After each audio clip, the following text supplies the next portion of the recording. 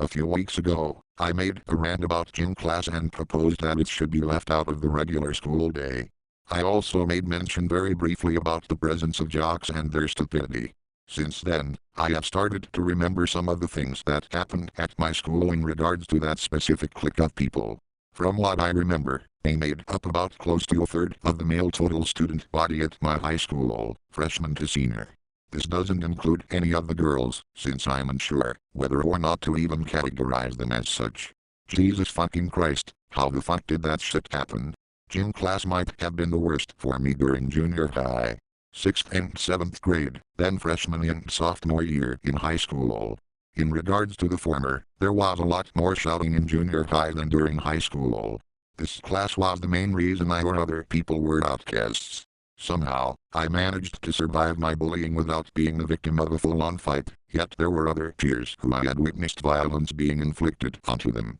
By the way of the gym curriculum structure, for lack of a better word, my school gym instructor, or instructors, plural, seemed to carelessly insist that everyone in the class had to participate in any sport or activity that we were doing in that 45-minute time frame.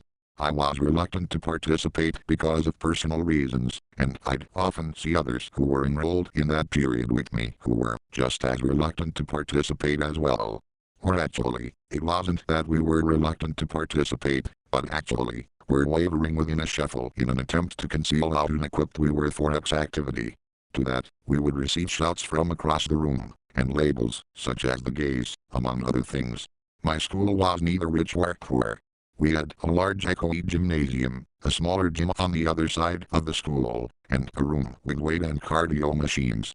On top of that, there were also days in which we were taken outside to either do things on the blacktop, or in the field which was loosely set up for sports like kickball, baseball and softball.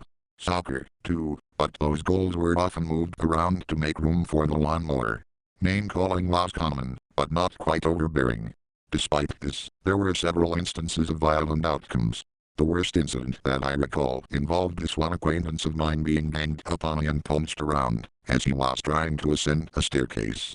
Stupidly, on the part of the jocks who were instigating the fight, that staircase led directly out into the hallway that had the door to the principal's office. And this happened during lunchtime, and none of the lunch supervisors knew about this until it was recess.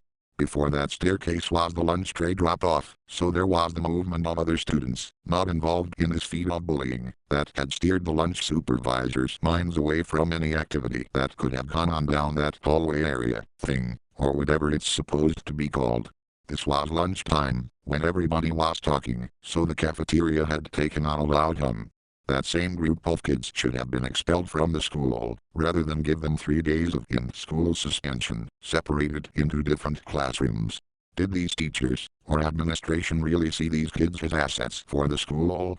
I cannot grasp the logic.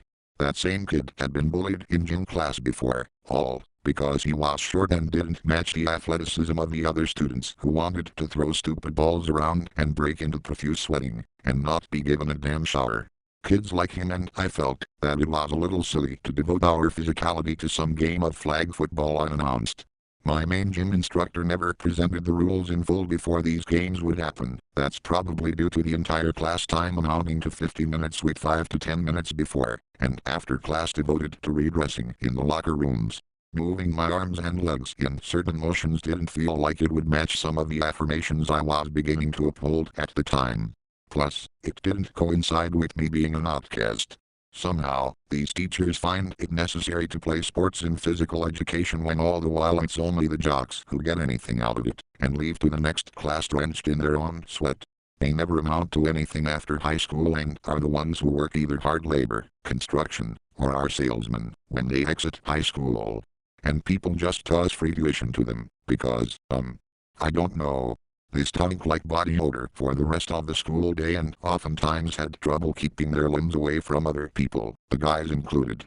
And that's either because they are mentally, as they are physically exhausted from playing their sports, or it's them trying to exhibit the tough guy persona by standing in someone else's way. If we're in a classroom, and they are doing that, that's a big sign that their little sports life is getting in the way of the student body's pursuit to settle in the classroom and learn. It's a cancer to the whole school body. And do you know who is granting them these scholarships? Former jocks. What a fucking conundrum.